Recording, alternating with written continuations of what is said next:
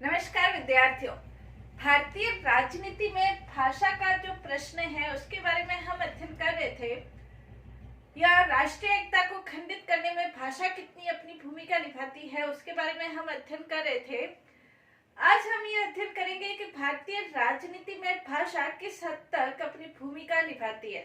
भारत के अंतर्गत यदि देखा जाए तो राजनीतिज्ञों के द्वारा, राजनीतिक दलों के द्वारा, लोगों के द्वारा मतदाताओं को प्रभावित करने के आधार पर भाषा अपनी महत्वपूर्ण भूमिका निभाती है।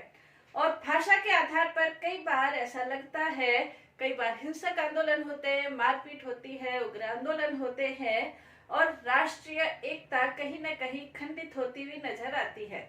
भारत के अंतर्गत विविधताओं भरा देश रहा है, 1000 से अधिक भाषाएं बोली जाती है। हालांकि 10,000 से अधिक भाषाएं बोलने वाले जो लोग हैं उसके आधार पर यदि भाषा की गिनती की जाए तो भी 121 भाषाएं भारत के अंतर्गत है। 22 भाषाओं को संविधान के द्वारा मान्यता प्रदान की गई है। लेकिन इन विविधताओं के साथ जो भाषा के आधार पर हिंसक आंदोलन होते हैं और राष्ट्रीय एकता खंडित होती है, किसी भाषा को अपनी भाषा मानना, दूसरी भाषा को गैर भाषा मानना, उसका विरोध करना, ये भारतीय राजनीति के अंतर्गत भाषा के आधार पर जो एकता खंडित होती है उसका आज हम अध्ययन करेंगे। इसके अंतर्गत सबसे पहला हिंदी विरोध की राजनीति। भारत के अंतर्गत जब भाषा आयोग निर्धारित किया गया था, गठित किया गया था, तो इसके अंतर्गत बांग्ला भाषी और जो तमिल भाषी है उन सदस्यों को भी रखा गया था। सुनीति चटर्जी जैसे है और सुब्रमण्यम थे। इन सदस्यों को इसलिए रखा गया था ताकि भाषा के आधार पर कोई समन्वयात्मक दृष्टिकोण, कोई मेलजोल का दृष्टिकोण, कोई ऐसा वो दृष्टिकोण प्रस्तुत करे जो भारत की राष्ट्रीय एकता को बढ़ाने वाला हो। लेकिन इन्होंने शुरू से ही ये कहा कि हिंदी को अहिंदी क्षेत्रों पर थोपना सही नहीं है। ऐसा स्टेटमेंट जब उन्होंने दिया तो स्वाभाविक है कि हिंदी को दक्षिण के राज्यों ने स्वीकार करने की जो नीति है वो नहीं थी। उन्होंने अपने वक्तव्य में ये भी कहा कि जब तक सरकारी भाषा के रूप में हिंदी पूर्णतः विकसित नहीं हो जाती तब तक अंग्रेजी भाषा प्रयुक्त की जानी चाहिए। और इसी के कारण जब जब भी हिंदी के संबंध में, राजभाषा बनाने के संबंध में, राष्ट्रभाषा बनाने के संबंध में जब जब भी नियम बने, नीति बनी या सिफारिशें हुई, तब तब उसका विरोध होना भी शुरू हो गया।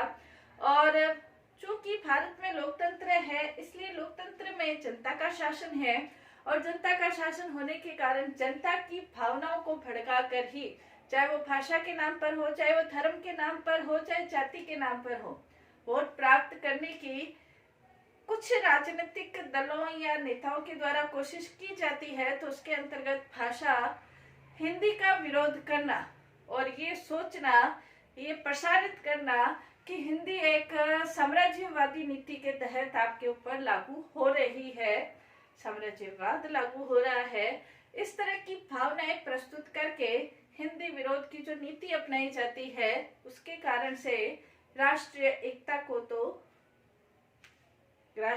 पर तो धब्बा लगता ही है, राष्ट्रीय एकता खंडित होती ही है।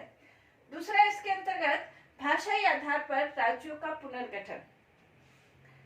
तमिल जो क्षेत्र थे, उन तमिल क्षेत्रों के अंतर्गत कुछ लोगों को एकत्रित करके रामलू ने तमिल भाषा के आधार पर अलग राज्य गठित करने के संबंध में आंदोलन चलाया। और वो रामलू जो थे वो आमरण अनशन पर बैठ गए। जवाहरलाल नेहरू उस समय प्रधानमंत्री थे।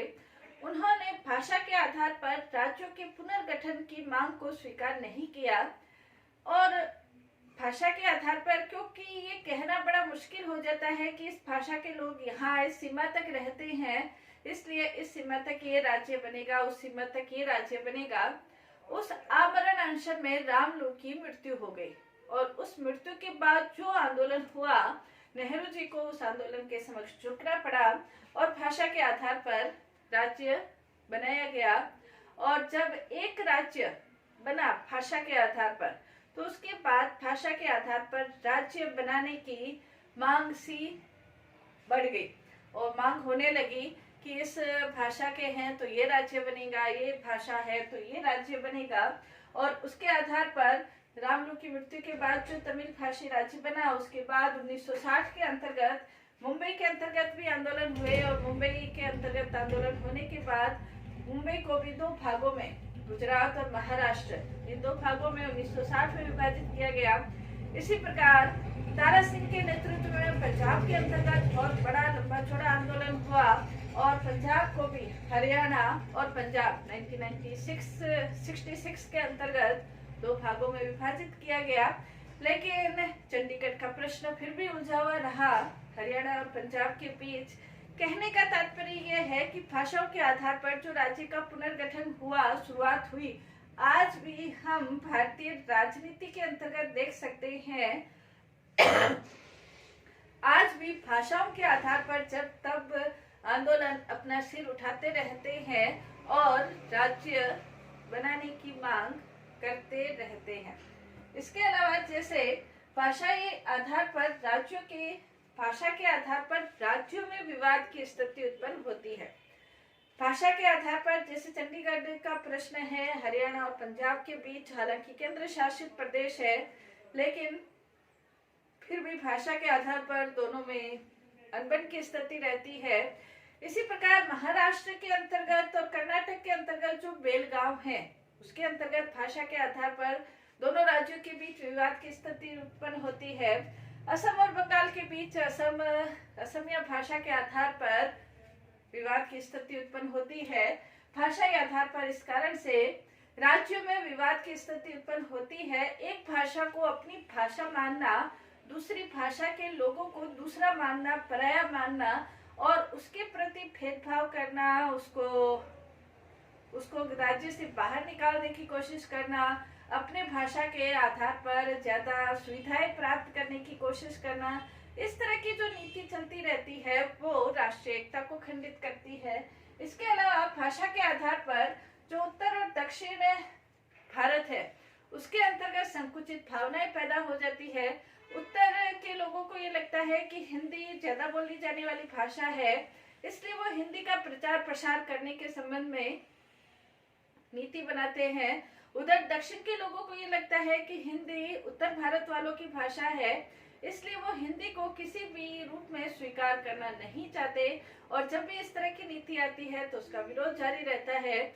तो हिंदी का विरोध और हिंदी का प्रचार, इस तरह की भावनाएं जारी होने के कारण यह स्थिति हो गई है कि भारत दो टुकड़ों में विभाजित हो गया है।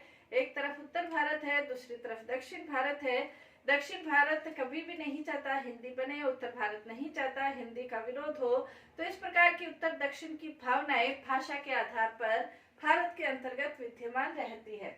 इसके अलावा भाषा के आधार पर राजनीति में नए जो दबाव गुट है वो पैदा हो जाते हैं। राजनीति के अंतर्गत नए दबाव गुटों का तात्पर्य ये है कि इसके अंतर्गत जैसे गुजरात जन परिषद, महाराष्ट्र जन परिषद, असमिया संघर्ष पार्टी, इस तरह की कुछ भाषाओं के आधार पर ऐसे गुट इकट्ठा हो जाते हैं कि ये गुट दबाव गुट के रूप में कार्य करते हैं और अपना ये जो दबाव गुट होते हैं इनका जो जन समर्थन है वो कुछ लोगों तक रहता है और ये लोग राजनीतिक दलों के ऊपर अपना दबाव डालकर अपने स्वार्थों की पूर्ति करने की कोशिश करते हैं। कई बार ऐसा होता है कि इसके अंतर्गत राजनीतिक पार्टियों से संबंधित लोग भी शामिल हो जाते हैं। कई बार गैर राजनीतिक लोग भी इसमें शामिल होकर अपनी महत्वाकांक्षाओं की पूर्ति करने की कोशिश करते हैं। तो नए दबाव गुट के रूप में भाषा के आधार पर नए दबाव गुटों का उदय भी हो जाता है। अन्य भाषाओं को जो मान्यता है उसके आधार पर भी भाषा के आधार पर अपनी अपनी भाषा को मान्यता प्रदान करने के संबंध में आंदोलन चलते रहते हैं।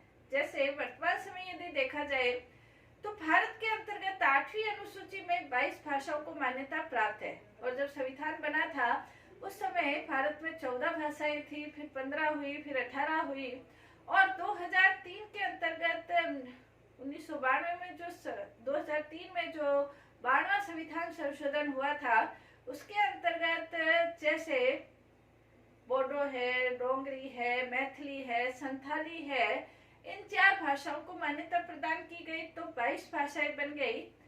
22 भाषाओं को मान्यता प्रदान करने के बाद भी समय समय पर कुछ अन्य भाषाएं हैं, उनको भी मान्यता प्रदान करने के संबंध में आंदोलन उठते रहते हैं। जैसे राजस्थानी भाषा है, राजस्थानी भाषा को मान्यता प्रदान करने का आंदोलन काफी लंबे समय से चल रहा है, और ये माना जाता है कि करीब 1,67,00,000 के करीब, 67 लाख के करीब राजस्थानी भाषा बोलने वाले लोग हैं, इसलिए इस भाषा को भी मान्यता प्रदान करनी चाहिए। इसी प्रकार भोजपुरी को मान्यता प्रदान करने के संबंध में भी एक बहुत बड़ा आंदोलन चल रहा है।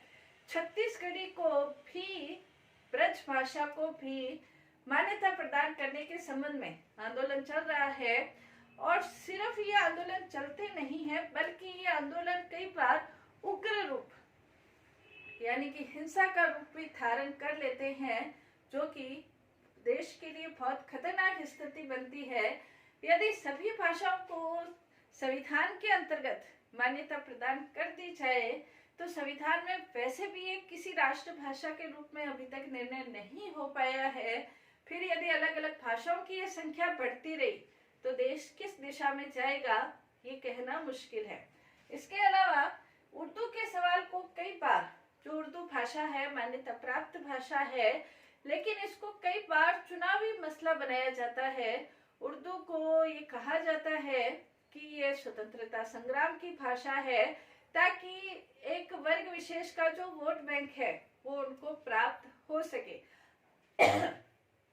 सरकारी का उत्तर प्रदेश में तो उर्दू को लेकर कई बार राजनीतिक दल ऐसे ऐसे बयान उत्पन्न कर देते हैं, जिससे ये नहीं लगता कि वो किसी एक संप्रभुता संपन्न देश के अंतर्गत निवास करने वाले हैं, धर्मनिरपेक्ष देश में निवास करने वाले लोग हैं। किसी एक वर्ग विशेष को खुश करने के नाम पर अपनी सरकारी नीतियों में परिवर्तन करके ऐसे ऐसे चुनावी वादे कर लिए जाते हैं, जिससे राष्ट्रीय एकता पर आघात पहुंचता है। इसके अलावा जो भाषाई अल्पसंख्यकों की समस्या है, वो भी कई बार अपना सिर उठाती है, और भाषाई अल्पसंख्यकों के आधार पर कई की समस्याएं है, जैसे कर्नाटक में मराठियों की समस्या, पंजाब में हिंदी भाषियों की समस्या। ये ऐसी समस्याएं हैं, जैसे उत्तर प्रदेश में उर्दू की समस्या। तो ये जो भाषाई अल्पसंख्यक विभिन्न राज्यों में निवास करते हैं, असम के अंतर्गत असमिया और बंगाली, इन दोनों भाषाओं में जो आपसी उग्रता की स्थिति उत्पन्न होती है, इसके कारण से अल्पसंख्यकों की समस्याएं सुलझने की बजाय उलझती हुई नजर आती है। किसी भी प्रकार के निर्णय पर पहुंचने की स्थिति नहीं रह पाती है। इसके अलावा सर्वमान्य जो शिक्षा नीति है, उसके निर्माण में भी कठिनाइयां आती है। भारत के अंतर्गत ऐसी कौन सी शिक्षा नीति अपनाई जाए जो कि किसी भाषा में शिक्षा प्रदान की जाए। कई आयोग बनते हैं, निर्णय दिए जाते हैं, नीति बनती है, नीति निर्माण होता है, और उसके बाद फिर कोई नतीजा नहीं निकलता। बहुत मुश्किल से त्रिभाषा सूत्र स्थापित किया गया, जिसमें हिंदी और अंग्रेजी के अलावा तृतीय भाषा के रूप में किसी भाषा का अध्ययन करना था, तो अधिकतर राज्यों के अंतर्गत संस्कृत को तृतीय भाषा के रूप में अपनाया गया। जब 1967 में द्रविड़ मुनेत्र कड़गम सत्ता में आई, तो उन्होंने तमिलनाडु के अंतर्गत बिल्कुल ही हिंदी के विरोध की स्थिति उत्पन्न कर ली थी, और हिंदी में पढ़ना दोनों ही मना कर दिया था, को बिल्कुल ही नकार दिया गया था। यानी कि भाषा के आधार पर कोई एक सर्वमान्य शिक्षा नीति के निर्माण में बहुत कठिनाइयां उत्पन्न होती है। भाषा के आधार पर राजनीतिक आंदोलन होते हैं, छात्रों के आंदोलन होते हैं, हिंसा होती है, उग्र आंदोलन होते हैं। हमारी भाषा के आधार पर राजनीतिक लाभ प्राप्त करने की कोशिश की जाती है, और ये जो उग्र आंदोलन होते हैं, ये राष्ट्रीय एकता पर आघात पहुंचता ही है। इसके अलावा स्थानीयता की संकीर्ण भावनाएं भी भाषा के आधार पर उत्पन्न होती है। हम इस देश के नागरिक है, असमिया है, गुजराती है, बंगाली है, महाराष्ट्र है, तेलुगु है, कन्नड़ है, मराठी है, इस तरह की जो स्थानीय भावनाएं, संकीर्ण भावनाएं लोगों के मन और मस्तिष्क में घर कर जाती है, जिससे राष्ट्रीय एकता को आघात पहुंचता ही है। कहने का तात्पर्य यह है कि भाषा के आधार पर जो एक सर्वमान्य नीति होनी चाहिए, शिक्षा के क्षेत्र में नीति होनी चाहिए, राष्ट्रीय एकता के क्षेत्र में नीति होनी चाहिए, कोई राष्ट्रीय नीति होनी चाहिए, एक ऐसी भाषा हो जो पूरे भारत में संपर्क भाषा के रूप में हो सके। और वो संपर्क भाषा क्या होनी चाहिए, उस राज्य की कोई भी भाषा हो सकती है, लेकिन पूरे देश की कौन सी एक भाषा हो, संपर्क भाषा हो, अभी तक इस दिशा में कार्य किया जाना आजादी के इतने वर्षों के बाद भी बाकी है। ये भारत के राष्ट्रीय एकता पर एक क्वेश्चन मार्क लगता है। कहने का तात्पर्य ये है कि भाषा की समस्या भारतीय राजनीति के अंतर्गत एक महत्वपूर्ण समस्या है, जिसे के समाधान की दिशा में हालांकि प्रयास होते हैं, लेकिन समाधान कोई निकल कर सामने नहीं आता है। जल्द ही इसके समाधान की दिशा में प्रयास किए जाने चाहिए और एक सर्वमान्य नीति लागू की जानी चाहिए, ताकि शिक्षा के क्षेत्र में और राष्ट्रीय नीति के क्षेत्र में सर्वमान्य सिद्धांतों का पालन हो सके। धन्यवाद।